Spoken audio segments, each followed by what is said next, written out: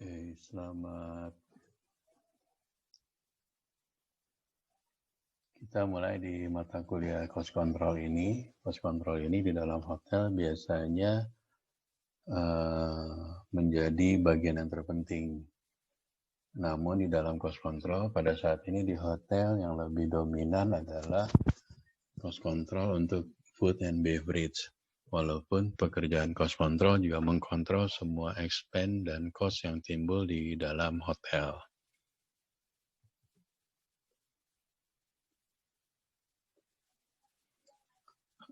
Bahasan pertama kita akan membahas dulu managing revenue dan expenses sesuai dengan konsep dari prinsip dari akuntansi di mana cost atau expense matching dengan revenue, di mana pencatatan cost dan expense harus sesuai dengan revenue yang dicatat. Jadi dalam satu kurun periode yang sama.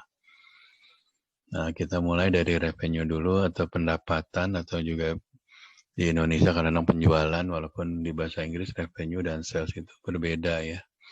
Revenue atau pendapatan adalah hasil dari penjualan kepada customer kita, di mana unitnya terdiri dari menu item, baik itu lunch, dinner, minuman, drinks, dan semua item produk yang dihasilkan dari operation, terutama food and beverage ya.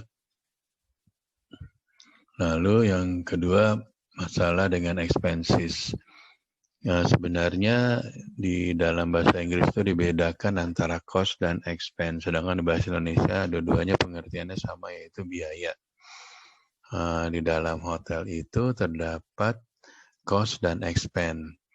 Cost itu adalah biaya-biaya yang timbul karena adanya penjualan. Misalnya penjualan makanan akan timbul food cost, penjualan minuman akan timbul beverage cost. Juga di dalam menjual F&B juga ada terjadi labor cost atau biaya tenaga kerja, termasuk other expenses. Other expenses ini di dalamnya seperti cleaning supplies, terus gas supply dan sebagainya. Jadi ada 4 major expenses kategori yang akan kita pelajari, yaitu food cost, beverage cost, labor cost, dan other expenses. Nah, food cost adalah biaya-biaya yang timbul waktu kita misalnya ingin menjual seperti ini, menjual burger. Untuk menjual burger, kita harus membeli atau membuat yang namanya burger bun ya, kayak roti ini ya. Terus kita juga membeli cheese, membeli meat. Meat itu bisa menggunakan imported atau lokal. Kalau import biasanya dari New Zealand, Australian, American, dan sebagainya. Dan sayuran ya, ini juga semuanya ini dibeli dari vendor, ada pihak ketiga dari hotel. Nah, biaya-biaya dari pengadaan burger, bun, cheese, meat, dan sayuran ini disebutnya cost. Jadi gabungan dari cost ini, dari menjual setiap menu yang terjadi di hotel, totalnya nanti akan menjadi food cost. Nah, setiap hari cost control akan bikin yang namanya laporan food cost atau daily food cost. Juga termasuk di dalamnya daily beverage cost. Nah, di akhir bulan total dari food cost dan beverage cost ini dijumlahkan dibandingkan dengan sisa persediaan yang ada di gudang. Jika masih ada sisa, sisa itu menjadi pengurang biaya dan menjadi persediaan awal di bulan berikutnya. Misalnya kita di bulan September ini, kita menghitung semua belanja dapur itu 100 juta. Namun di akhir bulan September ini ada sisa misalnya 20 juta, maka yang menjadi cost adalah 100 dibagi 20, yaitu 80 juta masuk menjadi direct food cost. Nanti direct food cost ini di food cost rekonsiliasi akan juga dikreditkan atau dikurangi dengan misalnya biaya makan karyawan atau barang yang rusak, barang yang spoil, dan sebagainya. Jadi food cost adalah cost yang timbul dari memproduksi menu-menu secara aktualnya apa aja, terdiri dari daging yang tadi meat ya, dairy, susu, fruit, vegetable, sayuran. Nah, semua ini menjadi masuk, itu menjadi food cost. Nah, begitu pula dengan beverage cost, jadi barang-barang yang bersifat cairan ya. Nah, cuman harus dibedakan antara Di beberapa hotel zaman dulu kopi dan teh dimasukkan ke food ya. Karena waktu barangnya masuk, teh dan kopi itu masuk ke food. Tapi waktu jualannya masuk ke beverage, berarti harus ada transfer dari food cost ke beverage cost. Tapi beberapa hotel yang sudah modern sekarang memasukkan kopi dan teh langsung menjadi beverage cost ya, supaya memudahkan perhitungannya, jadi tidak ada intertransfer lagi di akhir bulannya. Oke. Selanjutnya, labor cost. Seperti saya sampaikan ya, untuk bikin burger, bikin minuman, tadi membutuhkan tenaga kitchen, ada chef, ada apa namanya, ada demi chef, ada sous chef, ada komi. Terus kalau di bar ada barista, ada bartender, dan sebagainya. Nah, gaji dari mereka itu masuk ke dalam labor cost.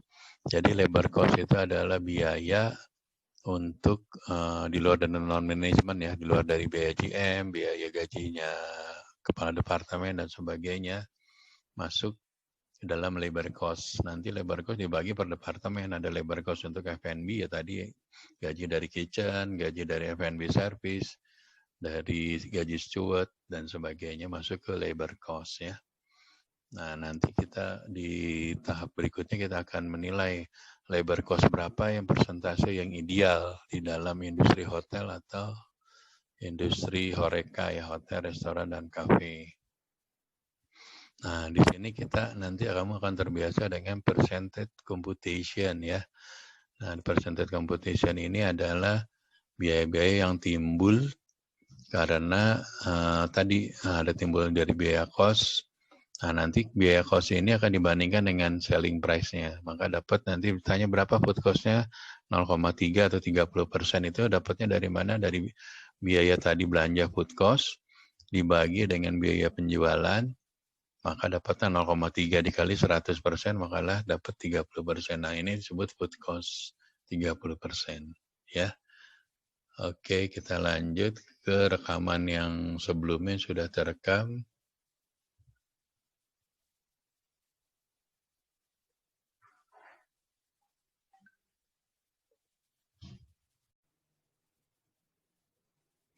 Oh, baru di.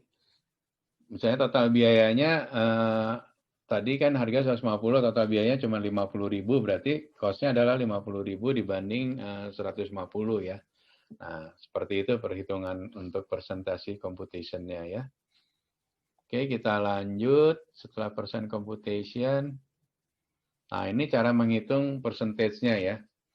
Jadi kalau secara umum formulanya adalah revenue atau penjualan dikurangin cost-nya, ditambah labor cost-nya, dikurangi itu dalam kurung ya. Jadi FB cost-nya, labor cost-nya dijumlahkan sama other expense.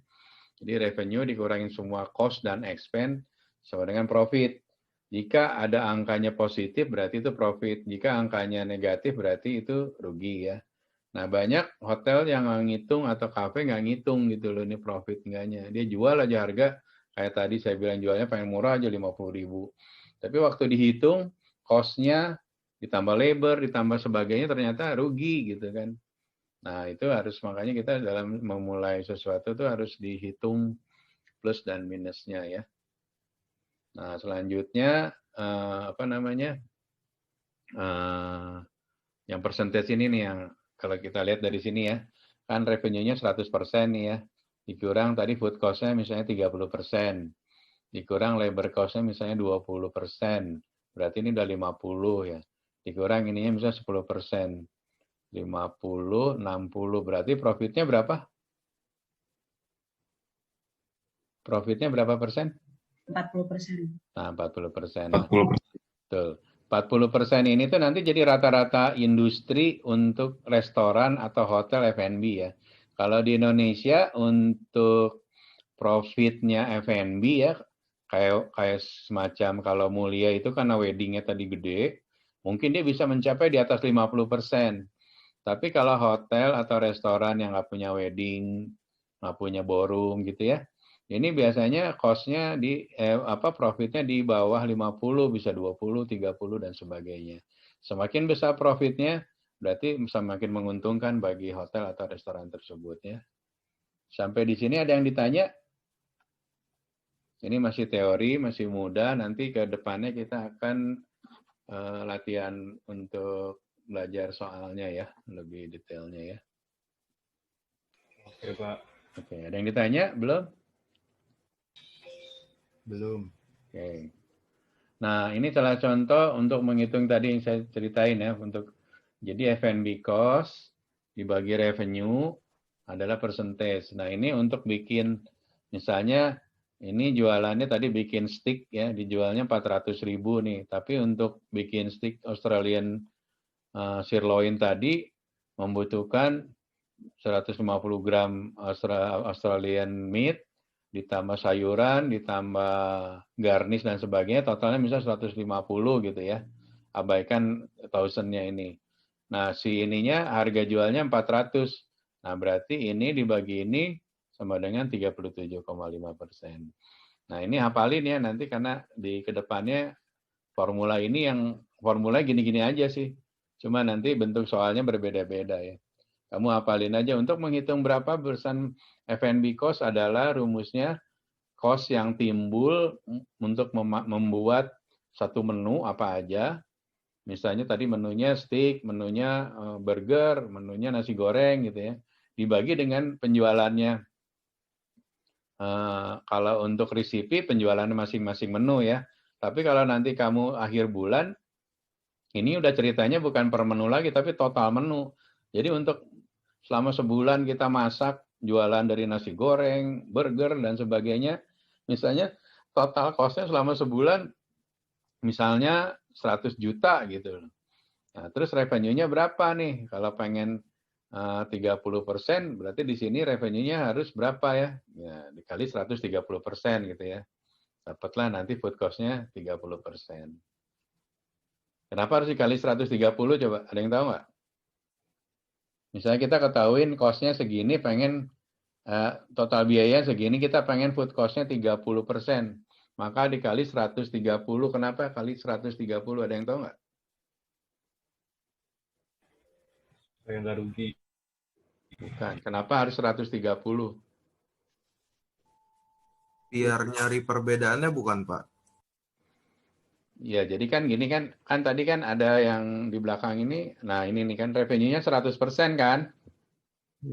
Kalau kita pengen food cost-nya 30, berarti dikali 130% gitu gampangnya ya. Jadi 100-nya kan punya revenue, kan tadi kan saya tanyanya gini, supaya di sini 30, nah di sini ketahuan ininya 100.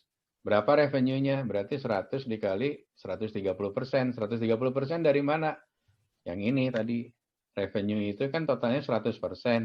Food cost-nya pengen 30. Jadi berapa supaya labor cost-nya 30? Berarti 130% dikali ini gitu ya. Paham ya? Paham? Paham, Mbak? Paham, Pak. Mbak. Ya. Paham, Mbak. Oke, ini using percentage. Nah, ini contohnya untuk labor cost. Sama modelnya sama seperti yang lain, selalu berbandingnya dengan revenue ya, kamu apalin aja. Menghitung labor cost, berapa biaya labor bagi revenue. Menghitung direct expense, berapa direct expense bagi revenue. Selalu di bawahnya dibanding dengan revenue. Ya. Nah, labor cost-nya ini adalah 43% misalnya ya.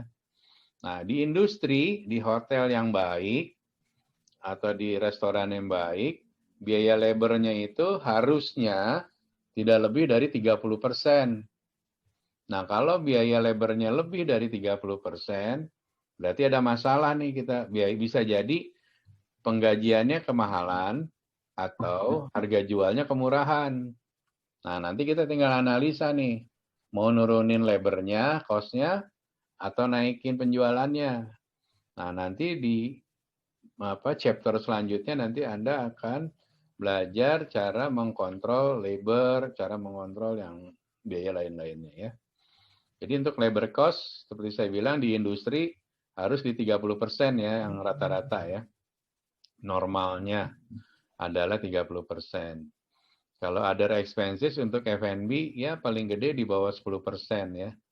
Karena kan other F&B expense itu kayak cleaning supply, terus tadi ada biaya training, ada biaya promosinya, marketingnya, dan sebagainya. itu nggak boleh lebih dari 10%. Karena untuk labor udah 30, tadi food cost-nya misal 30 udah 60, tambah ini 10 berarti kan berapa? Berapa coba? Ini 30, ini 30, ini 10, terus tadi food cost-nya 30, jadi berapa? 70, Pak. 70, berarti paling kan profitnya cuma 30% kan? Kan dari 100 tadi ya dipotong 70 berarti profitnya 30% ya. Paham ya? Nah itu, kita tuh harus kontrol itu nanti kalau kita di industri itu gimana cara ngontrol labor. Tadi saya bilang labor tidak boleh dari 30%. Gimana kalau kejadiannya labornya lebih dari 30%, kita harus breakdown, kita cek lagi nih. Gaji chefnya berapa? Memang chef itu mahal ya sekarang ya, katakanlah kalau chef lokal itu kalau udah bintang 4 mungkin di atas 15 juta gitu ya. Tapi kalau chefnya bule mungkin sekitar 30-45 juta gitu.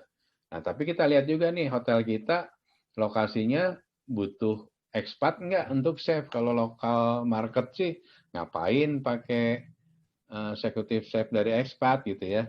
Toh nanti berapa pendapat apa dengan, kecuali kita punya specialty restoran ya, misalnya dulu tuh ada Park Lane atau Wyndham ya sekarang, dia punya konsep steakhouse itu, atau kayak Four Seasons dulu steakhouse. Dia ambil si chef Gilles Mark yang mungkin pernah dengar ya, Gilles Mark itu dari Prancis langsung kita ambil waktu saya di Park Lane tuh kita ambil karena dia punya suatu expertise di steaknya itu. Jadi dia itu kalau bikin steak itu daging itu ya semuanya tuh tidak ada yang ke trimming gitu, tidak ada yang kebuang gitu. Jadi dari mulai meatnya itu diproduce ya, terus jadi kaldunya, terus dari sisa fatnya dijadiin apa gitu. Saking canggihnya itu orang, dia bisa kalau nanti tuh ada istilah wasted-nya ya, apa jadi dari daging itu 100% nggak akan kepake 100% kan, ada trimmingan lemak, ada trimmingan misalnya yang urat-uratnya gitu. Nah kalau si Gilles Mark itu dulu saking canggihnya, emang dia pilihnya udah bagus ya, selain Australian malah ada Brazilian meat-nya. Jadi dagingnya benar-benar udah kualitasnya prime, jadi waste-nya itu buangannya itu sangat kecil. Jadi akhirnya produknya itu benar-benar langsung kepake gitu loh. Jadi nggak ada yang kebuang. Nah kalau kebuang itu kan menjadi cost kan, tapi nggak ada revenue-nya gitu ya. Nah itulah kalau kelebihan memang kita mau bikin steakhouse yang di hotel bintang 5 perlu chef expat saat ini karena dia dari segi menunya, taste-nya, presentation-nya mungkin jauh lebih baik dari chef lokal ya. Tapi kalau kita marketnya misalnya hotel bintang 4, cafe kelasnya di Kemang sih pakai lokal chef juga udah banyak sekarang yang bagus, banyak chef-chef lokal yang keren-keren seperti celebrity chef itu sekarang ini. Gara-gara celebrity chef ini sekarang kita chef itu harganya juga cukup mahal, lonjakannya cukup. Jadi pengaruh kemarin itu ada lomba chef itu, hotel itu sekarang untuk nyari chef lumayan cukup mahal gitu ya. Untuk biayanya dulu sebelum ada acara itu mungkin chef 10 jutaan ke bawah deh, sekarang sih yang lokal aja ada yang 30 juta, 50 juta gitu. Karena memang punya expertise sendiri ya. Jadi mungkin kamu nanti kalau mau jadi chef, lumayan tuh prospeknya. Apalagi kalau kamu kayak model si Gilles Mark gitu. Itu hitungannya udah bukan gaji lagi, hitungannya ada percentage keuntungan dari perusahaan. Misalnya dia bikin steakhouse gitu ya, restoran gitu. Saya sebagai investor, saya hire si Gilles sebagai eksekutif chef. Hitungannya udah bukan gaji lagi, ada gaji plus shareholder, jadi apa namanya, ikut pemegang saham gitu. Karena brandingnya nama dia yang dijual sama kita, nama si chefnya itu yang kita jual gitu ya. Oke, itu intermezzo. Kita lanjut sekarang. Nah ini nanti di akhir bulan ini nanti kamu akan bikin yang namanya rekonsiliasi yang tadi saya sampaikan ya. Nah ini bisa kita lihat nih profitnya. Ini restoran cuma 12,5% itu. Karena apa? Labor cost-nya kemahalan nih 43%. Food cost-nya 37%. Nah nanti cost control itu menganalisa ini kenapa sih ini mahal banget gitu loh. Ya, nah ini kalau kita bikin tabel kayak gini nih, labor cost-nya kan gede banget ya. Jadi keuntungan tuh dimakan sama labor doang nih. Profitnya cuma segini. Cost-nya segini. Ini expand yang lain. Ya. Oke. Oke. Sementara ini saya cukup. Nanti kalau untuk lebih detailnya, saya video ini saya simpan di YouTube saya. Silakan subscribe. Alamatnya di sini. Nanti saya share videonya. Kalau ada yang ditanya, silakan tanya. Karena saya ada meeting dengan orang. On the way ya. Bentar ya. Masih ada kelas. Yuk. Ada yang ditanya sampai sini? Karena saya harus ada meeting. Ada yang ditanya? Saya mau nanya Siapa Nixon ya ketua kelasnya? Bisa difoto dulu semuanya, videonya dinyalakan ya. Oke, Pak. Tolong difoto dulu buat nanti di share screen ya ke saya ya. Di WA group aja ya. Sebagai aksi buat ke kampus ya. Silakan difoto dulu. Untuk sebentar, Pak. Ya, silakan.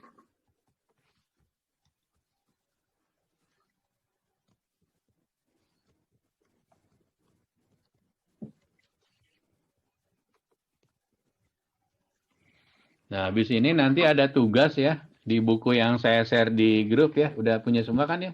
Udah buka belum?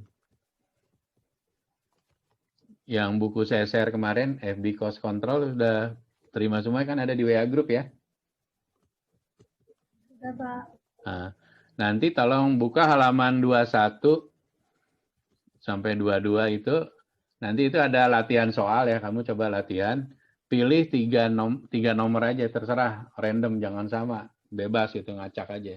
Itu latihan soal untuk tadi apa yang saya bahas hari ini gitu ya. Nanti di email ke saya ya, nanti emailnya saya share di WA grup. Sudah selesai fotonya, sampai Nixon? Sebentar lagi, Pak. Oke. Yang belum dibuka kameranya gimana, Pak? Tolong dibuka ya, biar ada buktinya buat ke kampus.